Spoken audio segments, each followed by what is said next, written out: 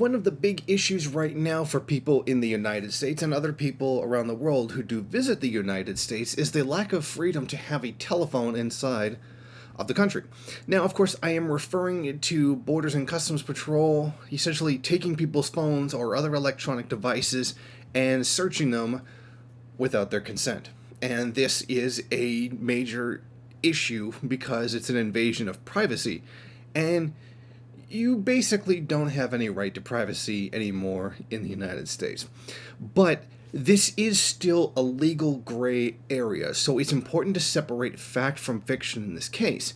Now, what I've done is I've compiled a list of facts regarding the situation as they stand right now so that you can better understand your rights when it comes to crossing the borders, both as a person who is not a citizen of the United States and someone who is a citizen of the United States.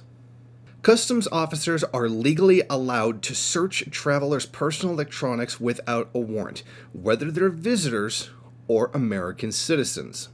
The Supreme Court decided in 1976 and 2000 that people have fewer claims to their Fourth Amendment privacy rights granted by the Constitution when entering the country, because the government has to protect its borders.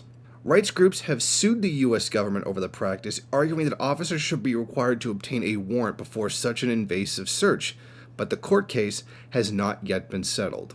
Travelers can refuse access to their devices, but customs officers are not obligated to allow someone into the country.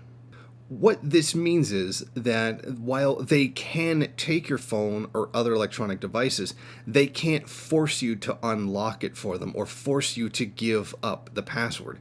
For now, lawyers recommend that travelers carry burner phones, encrypt their devices, or simply not bring electronics at all.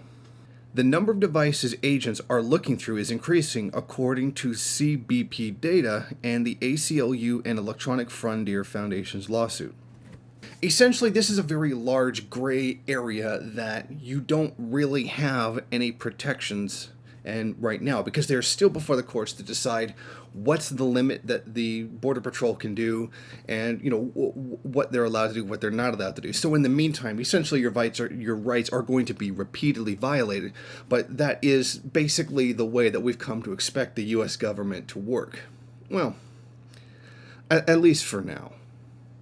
Thank you for watching. If you like this program, then please head over to my Patreon page and set up a monthly donation.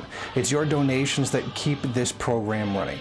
Also, if you would like, please rate, comment, subscribe, and share in various social media.